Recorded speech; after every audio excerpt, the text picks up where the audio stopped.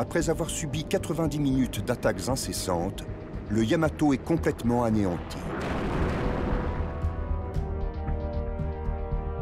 Au cours des derniers mois de la Seconde Guerre mondiale, le Yamato reçoit l'ordre d'attaquer les forces américaines envahissantes.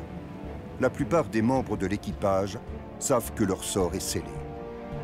On savait que c'était notre dernier départ en mer. Il était certain que ce navire gigantesque n'allait jamais revenir au port. Au moment où le Yamato entre en action en 1945, la Navy japonaise n'est plus que l'ombre d'elle-même. Un très grand nombre de ses navires a été coulé. Par ailleurs, les nombreux aviateurs talentueux formés en amont de la guerre sont tous morts. Le naufrage du Prince of Wales prouve que tout navire de guerre dépourvu d'une protection aérienne est une cible facile. Il ne fait absolument aucun doute qu'il s'agit d'une mission suicide. Un aller simple, un assaut kamikaze. Le 6 avril 1945, le Yamato reçoit l'ordre d'engager le combat avec les forces américaines postées à Okinawa. Toutefois, il se fait repérer par un sous-marin américain.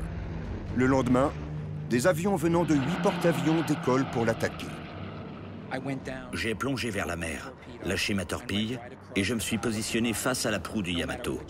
Peu importe où le navire tenterait de fuir, il allait se faire toucher.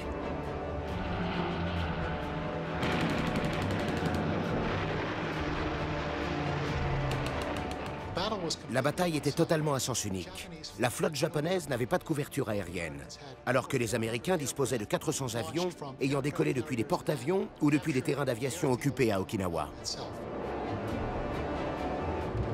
À seulement 300 mètres de profondeur, les conséquences de l'attaque subie par le navire de guerre sont totalement immanquables.